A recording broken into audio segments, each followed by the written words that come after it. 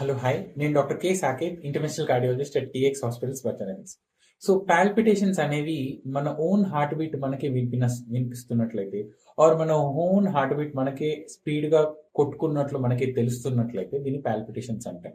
So ఇవి normally heart beat అన్నది 60 to 100 ఉండాలి. కొన్నిసార్లు హార్ట్ బీట్ 100-110 కంటే ఎక్కువ ఉన్నప్పుడు కానీ, ఆర్ 60 కంటే తక్కువ ఉన్నప్పుడు కానీ, కొన్నిసార్లు స్కిప్డ్ బీట్స్ వచ్చినప్పుడు ఇలా పాల్పిటేషన్స్ వచ్చే అవకాశం ఉంటుంది.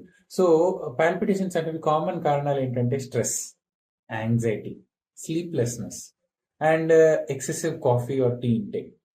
నెంబర్ 4, కొన్నిసార్లు certain medical conditions like thyroid disorders, hyperthyroidism, or కొన్నిసార్లు హిమోగ్లోబిన్ తక్కువ అవడం వల్ల కూడా పాల్పిటేషన్స్ రావచ్చు.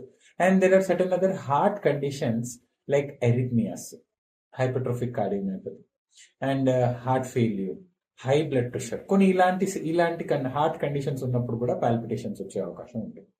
సో ఈ పాల్పిటేషన్స్ వచ్చినప్పుడు మనం ముఖ్యమైన సిమ్టమ్స్ ఏవి చూసుకోవాలంటే, కళ్ళు తిరగడం, ఫ్రీక్వెంట్ గా గిడ్డినెస్ వస్తుందా, ఎప్పుడన్నా సింకపల్ అటాక్స్, స్పృహ తప్పి పడిపోయారా, fainting, that is nothing but fainting spells. And number 3, associated other cardiac symptoms like breathing difficulty, కాస్త దూరం నడవగానే ఆయాసం రావడం, కాళ్ళ వాపులు రావడం. So these all point to a serious heart condition.